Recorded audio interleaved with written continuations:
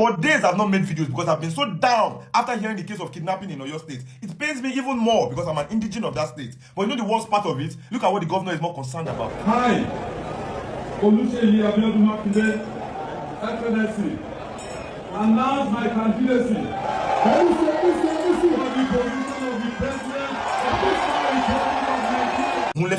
Hi, Seyi Makinde, you are the most heartless governor your state has ever had. You are declaring for candidacy to become president of Nigeria at the time where Oyo State indigents are being kidnapped in their own hometown. They did not travel right inside their house, just going from home to work. They are being kidnapped. They are being killed. And you are there declaring candidacy to become president of Nigeria. You see, before we even talk about how heartless Seyi Makinde is, you see, many Nigerians don't know that gradually you are becoming bandits without even having that awareness that, oh, maybe like I don't join this bandit system. And how do I mean? You see, everybody is so concerned about the presidency, about the top. Oh, what's going on up there? Oh, who is the president? And many heartless governors in Nigeria, people like Seyi Makinde, are already taking advantage of that loophole. Many Nigerians are gradually forgetting that for any state where you hear kidnapping, banditry, insecurity, the state governor is the first person to be questioned because he's the chief security officer of that state. Many of you don't even know that these states, they take security votes, money especially, just to protect life and properties of people in that state. But when anything like this happens, instead of asking the right question and asking the right person, we focus to the top that, hey, President Tinubu. You see, many people would think, oh, maybe states are not capable of fighting or tackling insecurity. I used to think the same way too until I experienced governance under the late Governor Rotimi Akeredolu of Ondo State. You see, I was in Ondo State from the day he was sworn in as governor in his first term till his second time where he passed on. Fault Akeredolu for everything. No, he did not do this right. He did not do that right. But you can never say the same when it comes to security. He prioritized the security of lives and properties of the Ondo State people. But these days when I hear the news, I hear kidnapping in Akure, kidnapping in Owo, I say, what? Can you ever come to this point that we see so much sharp, drastic change just between when Akeredolu passed on and now in Oyo State, in Ondo State, sorry.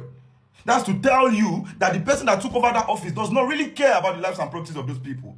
The one that is there now, this Loyalists, that one, what is using police for, in Akure is to chase Olosho in signature. Every night, go there. I will attach a video here, you can see. That's what you use police for in Ondo State now. Not to protect lives and properties of the people again. Just to go to Alagbaka, that Grand Capital Road, every night. To go and chase Olosho. That's what the current governor of Ondo State is using police to do in Ondo State right now. No job. No enabling environment where businesses could thrive. Young people, vibrant people are there wasting lives and destinies. And the governor does not care. Okay, these people are still struggling. Let's work one way or the other. Their lives and properties are not safe. Under late Governor Akeredolu, there was this brilliant collaboration between the Amotekun and the police in Ondo State. That you can hardly hear case of insecurity, a bandit attack here, Fulani herdsmen there. Never. Broad daylight, I saw with my eyes like this, where Amotekun busted hideouts of Fulani herdsmen and they packed all their cattle. They were parading them to the governor's house. Imagine, say, you see that flock of cattle going, and Amotekun, they parade them. Say they don't go bust where Fulani they hide with their cattle. They chop people farm. And they paraded them like that, broad daylight to governor's house. You cannot hear all of this case of, hey, bandit don't attack it, bandit don't attack them in Ondo State. But right now, what are you hearing? Look at the incessant attacks in Ondo State. That tells you that the man that took over as governor does not care about lives and properties as the previous person does. But I tell you, Nigerians are gradually getting involved in banditry without knowing. Because why? These heartless governors and their heartless media representatives, what do? They try to divert your attention from their own negligence to the man at the top to say, oh, President Tinubu has done this, President Tinubu has done that. Look at what is happening in Oyo State. Have you observed something? You've not seen anybody come out now to call Seyi Makinde to question, to say, Alpha Oga, you are the chief security officer of Oyo State. What is happening in this state? People have been kidnapped. We've even heard they've fired one person. What have you done since this happened? But guess what? The same Seyi Makinde, because he has seen that, oh, these people don't even get sense. They even ask me, where the chief security officer, that President Tinubu, they won't blame. Guess what he's doing? He's coming out to declare candidacy, saying he wants to become Nigerian president, so he can spread the insecurity he has brought to Oyo State across Nigeria. Why is this boy fooling himself? No wonder. He said for days, because I've been checking this boy, whether he's going to make a video concerning the incident that happened in Oyo State. And now he's confirming that for days he has not made video. Now, at the end of the day, the only person he's not putting blame on is Seyi Makinde. I don't understand what you want Seyi Makinde to do. When the army will come out and tell you that these bandits are their sons, that they are our people, that they are prodigal sons. And somebody was like, how can you be relating, how can you compare prodigal son with this bandit? The prodigal son in the Bible, was he going about buying people? He only mismanaged When you talk about a prodigal son, somebody who mismanaged, not even a stubborn person, somebody who mismanaged, who has greed and mismanaged whatever he was given, and it affected only him and only him alone. And he came to the realization of that he has already made a mistake, and he came back. And when he came back with a, being remorseful. And he didn't even say, oh, I've squandered my own money, you have to give me another one. He said he wanted to be working as a slave, as a slave under his father, and which with his father said no. And that was the story of a prodigal son. But now they are trying to twist everything, and that is how this most of the pastors too, they twist issues. This man, the chief of army staff, that one is not even a pastor. That is not telling us. Instead of him to do his job, he's telling us, trying to preach using biblical example. So this APC apologist, this boy they called Adenla, I've been looking at what he has been posting. No, he was just trying to digress from the main issue. And to make matter worse, he came from Oyo State. I'm sure he was trying to look for who is going to hold. And now he's telling us that, Seyi Makinde went to go and declare his presidential ambition when this incident happened, and which is a lie. Makinde had already declared his intention before this incident, and now he's not twisting it before our very eyes. These boys, Koro, they tell us, say, Makinde did this. Are you going to hold Makinde responsible? I don't understand. That is hypocrisy. That is to tell you these guys are wicked. This one a small boy, this boy Adela.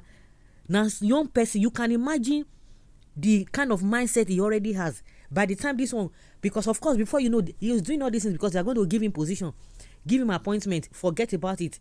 And at the end of the day, and that is the kind of a human we have that is not threatening.